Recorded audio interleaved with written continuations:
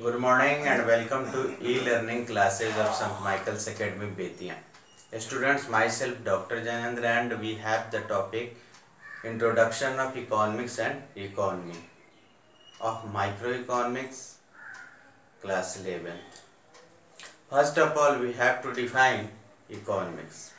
Economics is the science of the human behavior concerned with the proper allocation and rational management of the scarce means or scarce resources in such a manner that consumers can maximize their satisfaction, producers can maximize their profit, and society can maximize its social welfare.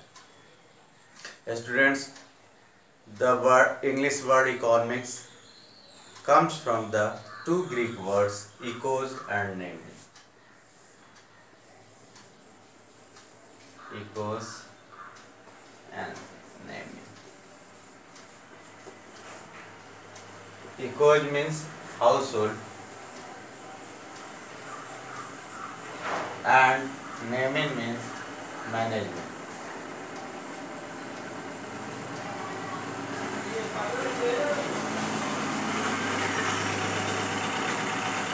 In this way, the literary meaning of the economics is the household management.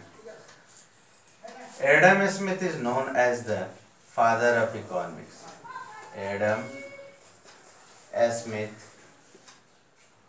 is known as father of economics.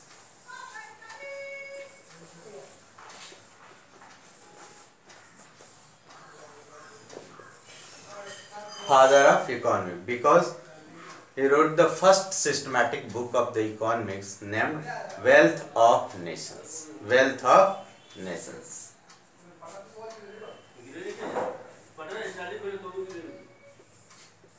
Wealth of Nations.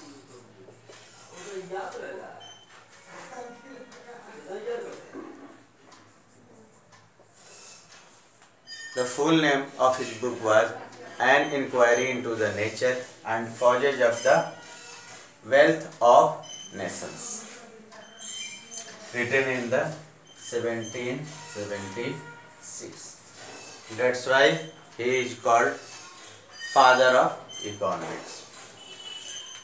Adam Smith defined the economics as a science of wealth. He defined that economics is a science of wealth. Other classical economists like J.B. Say, Walker, Ricardo, etc. were also defined economics as the science of wealth. According to the classical economists, economics is that subject which deals or treats with the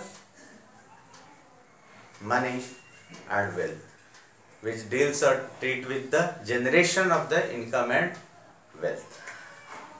But we already know that the main motive of the economics is not only the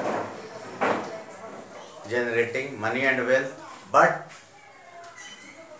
the main motive is social welfare. So Professor Marshall and other economists, other welfare economists like P. Gu, Robertson, etc. defined economics as the social welfare as the material welfare. Professor Marshall defined the economics in this way: economics is the study of mankind in the ordinary business of life. It examines that part of individual and social action which is most closely connected to attainment and with the use of the material requisites of well-being, and given a wider concept to the economics, and they made the economics as a welfare subject. After that, next generation of economists, Professor Robbins, changed the outlook of economics and given the wide scope to the economic. He defined economics as a science of scarcity. science of scarcity.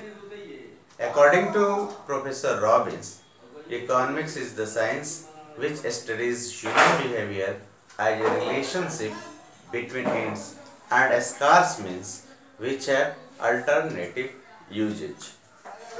The main consideration or main thing of the definition of Professor Robbins is that human wants and desires are unlimited, but the resources to satisfy their needs are limited.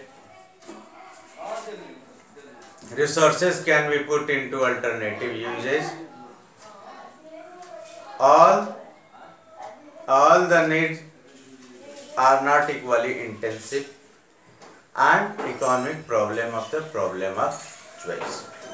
The scarcity and the choice is the essence of the economics.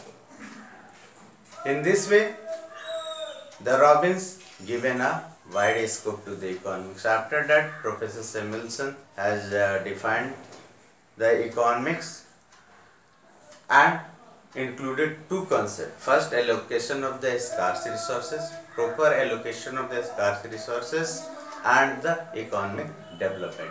In this way, all the definitions of the economics has categorized into four classes.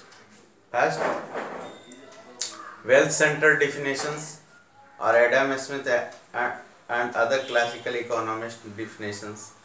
Second, welfare-centered definition, or Professor Marshall's definitions.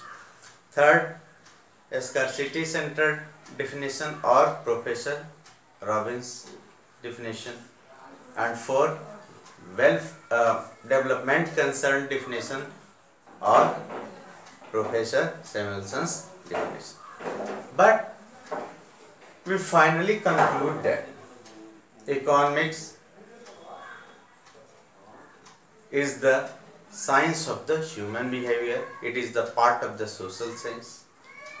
It is concerned with the proper allocation and a rational management of the scarce resources in such a manner that consumers can maximize their satisfaction, producers can maximize their profit, and a society can maximize its social welfare.